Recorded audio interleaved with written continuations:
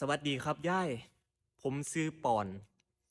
เกิดอยู่อำเภอโพนพิสัยจังหวัดหนองคายเป็นเด็กน้อยอีสานคือกันเลยผมเรียนจบปริญญาตรีอยู่จังหวัดกาฬสินธุ์ขับรถผ่านอำเภอสมเด็จจังหวัดกาฬสินธุ์ดู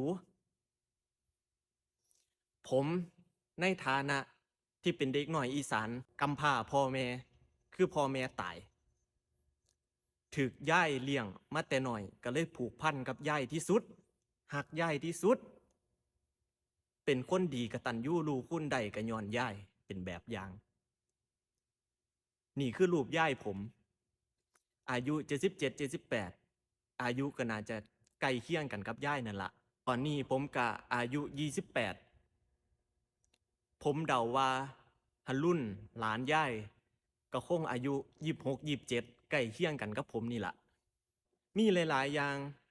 ที่ผมรู้สึกว่าชีวิตผมคล้ายๆกันกับน้องแต่ว่ามีอยู่อย่างหนึ่งที่หลานย่ายแม่งโคตรเก่งเลยคือเรียนจบปุ๊บหลานย่ายท่องเที่ยวรอบโลกแม่งเฮ็ดได้จังใดย่ายโคตรเก่งเลยหลานย่ายแบกเป้ใบเดียวเที่ยวรอบโลกป๊าดโคตรเก่งเฮ็ดได้จังใดผมเห็นคลิปหนึ่งที่หรุ่นพาย่ายไปเที่ยวทะเลอยู่บางแสนผมเห็นแล้วป๊าดเด็กหน่อยผู้นี้มันคือเก่งแต่ว่ามันเฮ็ดได้จังใดวะผมก็เลยเกิดความฝันป้าสักมือหนึ่งคอยจะต้องซื้อรถพาย่ายเที่ยวทะเลเหมือนน้องหรุ่นให้ได้ผมก็เลยมาเฮ็ดงานอยู่ประเทศเกาหลีเพื่อเก็บเงินซื้อรถพายายไปเที่ยวโดยมีหรุ่นเป็นแบบอย่างผมอยากเฮ็ดให้ได้คือจังน้องหรุ่นย่ายเบิ่งเอาติล่ะว่าหลานย่ายนี่โคตรเก่งโคตรสุดยอดเป็นนักท่องเที่ยวนักเดินทางที่ดีที่สุดบ่เคยสร้างความเดือดร้อนเสื่อมเสียให้แก่ประเทศชาติไทยเลยถ้ารุ่นไปเที่ยว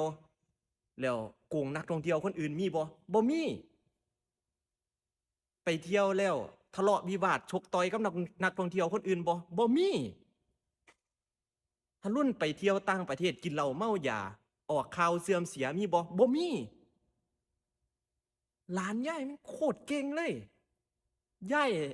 เลี้ยงหลานได้แบบเก่งที่สุดผมยอมรับเลยผมในฐานะที่เป็นเด็กน้อยอีสานอยู่ไกลบ้านก็บ่รู้ว่าสิจากโลกนี้ไปมื้อใดคือกันผมคิดฮอดยายแฮง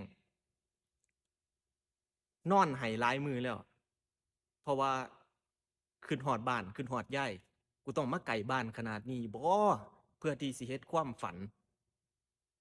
ห่าลางเทื่อก็ถูกให้ถูกด่าแต่ว่าก็ต้องอดทนสู้ต่อไปให้ได้ผมอยากจะเป็นกำลังใจให้ยายเด้อครับ ขอเป็นตัวแทนหากรุ่นยังอยู่ตรงนี้อยู่เขาก็คงอยากจะให้ย่ายเข้มแข็งคือกันย่ายต้องสู้ต่อไปขอให้ย่ายรักษาสุขภาพแล้วก็ยิ้มให้ได้ถึงแม้บ่อยากยิ้มปานใดก็ต้องยิ้มให้ได้หันผมกลับบ้านมื้อใดผมสัญญาว่าผมจะไปเยี่ยมย่ายเด้อขอบคุณครับย่าย